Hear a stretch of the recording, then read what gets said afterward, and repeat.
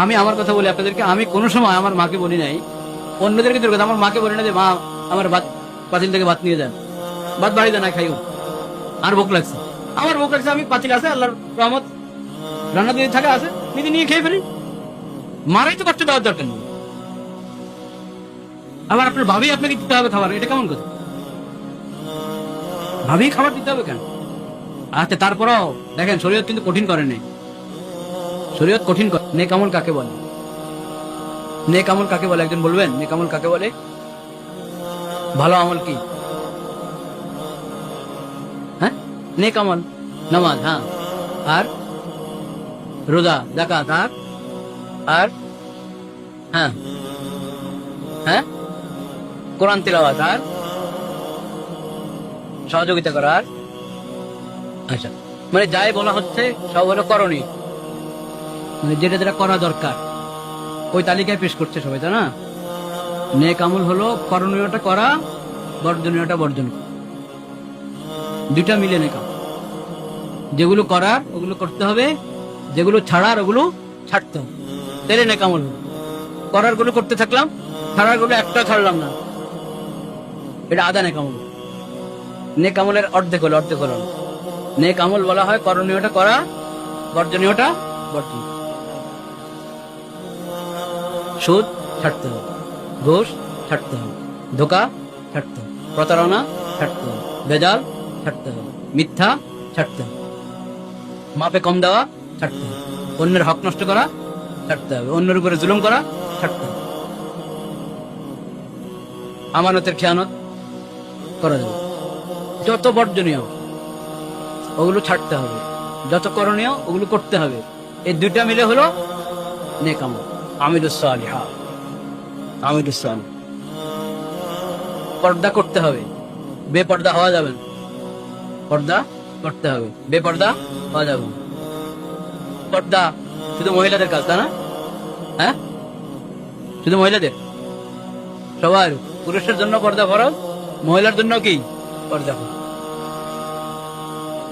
এটা তো আলেম ওলামার এলাকা, এখানে এই কথা বলারই দরকার নাই যে কার কার সঙ্গে পর্দা করতে হবে, বলার দরকার আছে না। আপনারা সব জানেন, সব জানেন। জাতির সাথে পর্দা আছে, জাতির সামনে দেওয়া জায়েজ আছে, ফুফির সামনে দেওয়া জায়েজ আছে, খালার সামনে দেওয়া জায়েজ আছে, মামির সামনে দেওয়া জায়েজ আছে। মামির সামনে দেওয়া যাবে না, জাতির সামনে দেওয়া যাবে। খালা শাশুড়ি যাওয়া যাবে না। শাশুড়ি শুধু একজন, শাশুড়ি কজন? আপনার স্ত্রীর মা, উনি হলেন শাশুড়ি। আর যত বলেন এই শাশুড়ি এগুলো হলো বাঙালি শাশুড়ি, কিতাব কোরআন এগুলোর শাশুড়ি বলে না। একটা দূর সম্পর্কে আত্মীয়তা আছে, সেটা হক আদায় করেন, আপনি খোঁজ খবর নেন, সহযোগিতা করেন, দোয়া করেন, কিন্তু শাশুড়ি বলে যে মনে করবেন আমার বিশেষ আত্মীয় হয়ে গেছে, এখন সামনে যেতে পারবো, এই ধারণা ঠিক?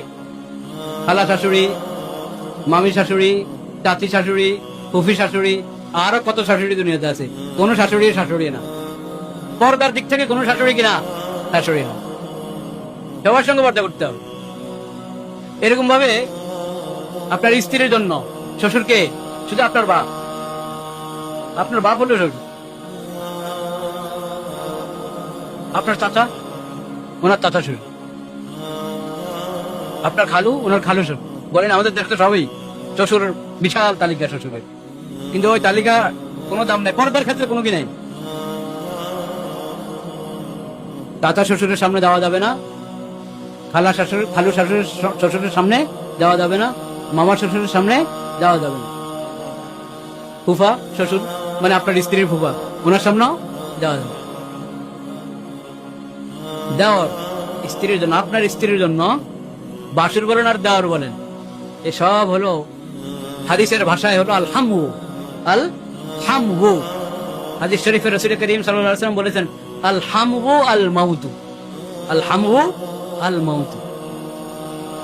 যে তোমার স্বামীর দিক থেকে যারা তোমার আত্মীয়, মানে তার ভাই, তার বড় ভাই, তার ছোট ভাই, সে বড় ভাই হলে সবই তো তার ছোট হবে, সে ছোট হলে তার সব বাকি সবাই কি তার বড়। তোমার স্বামীর আপন ভাইরা কেউ তোমার স্ত্রীর জন্য কিনা মাহরম না। তাহলে তোমার ভাইয়ের চাচাতো ভাই যারা, তোমার ভাইয়ের খালাতো ভাই যারা, তোমার ভাইয়ের মামাতো ভাই, ফুফাতো ভাই, হ্যাঁ, চাচাতো বললো তো হয় না, তো দুইটা চাচাতো জ্যাঠাতো, কেউ আপনার স্ত্রীর জন্য কিনা মাহরম, সবাই আলহামু, সবাই কি আলহামহু হাদিসের ভাষায়। তোমার স্বামীর মাধ্যমে তার যত ছোট বড় ভাই আত্মীয় হয়েছে তোমার, এরা পর্দার আত্মীয় না, এরা, এদের সঙ্গে পর্দা করা কি ফরজ, পর্দা করা ফরজ। এদেরকে মৃত্যুর মতো ভয় করো। কিসের মতো? আলহামু আল মৌতু। দেওয়ার আর বাসুর এই ধরনের যা আছে এরা সবাই হলো মৃত্যু, মৃত্যুর মতো বলেন এরা সবাই কি মৃত্যু, মৃত্যুর মতো এইভাবে বলা হয়নি, কাল মৌতি বলে না। দেখেন যদি হাদিসের শব্দটা হয়তো আলহামু কাল মৌতি, দেওয়ার বাসুররা মৃত্যুর মতো, হাদিসে বলে না মৃত্যুর মতো, বলেছে একবারে সাক্ষাৎ মৃত্যু।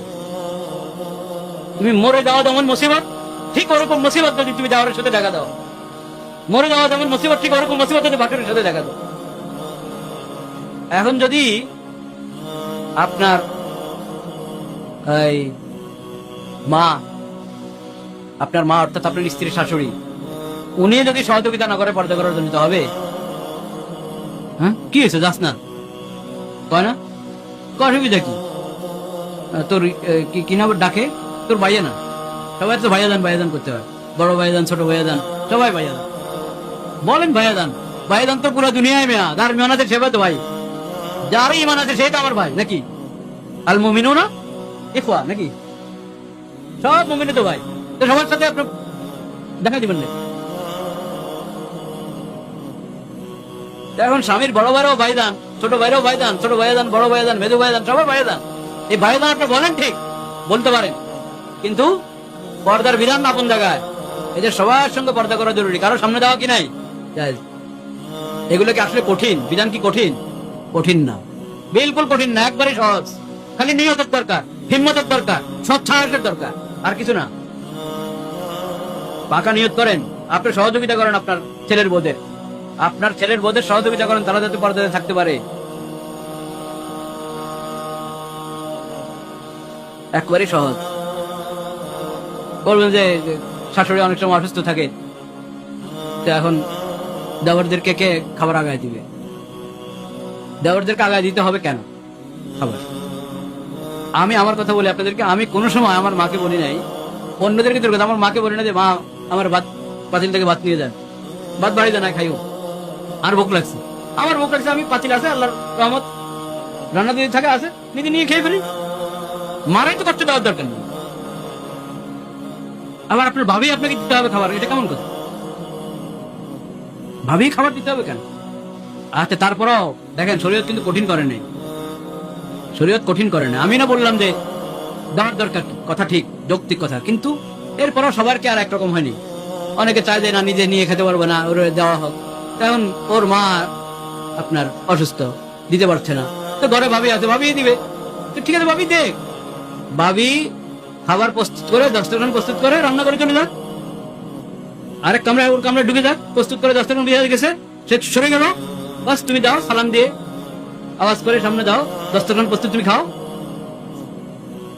আচ্ছা, আরেকটা আছে আতিনার কামরা, সামনের কামরায় বসে খাবা, তো মাঝের দরজাতে পর্দা লাগানো আছে, তো ঠেলে ঠেলে বাসনগুলো দাও ওদিকে, পর্দার আড়াল থেকে বাসন পেলা দিয়ে দাও ওদিকে, সে ওদিকে বসে খাবে। মানে ইচ্ছা করলে সবই সহজ, শুধু নিয়তের দরকার।